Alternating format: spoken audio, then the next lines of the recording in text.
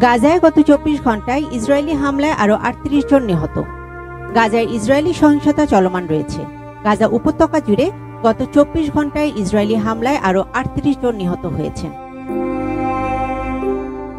Al Jazeera গণমাধ্যমের সূত্রে জানায়, আহত হয়েছেন বহু ফিলিস্তিনি। নেতানিয়াহু বাহিনীর তাণ্ডবে উপত্যকাটিতে চলছে হত্যাযজ্ঞ।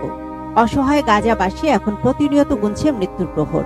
মঙ্গলবার ১৭ সেপ্টেম্বর ফিলিস্তিনের সিভিল ডিফেন্সের বরাত দিয়ে আল জাজিরার প্রতিবেদনে বলা হয়েছে, ইসরায়েলি হামলায় গাজা শহরে ৩ ফিলিস্তিনি নিহত হয়েছেন।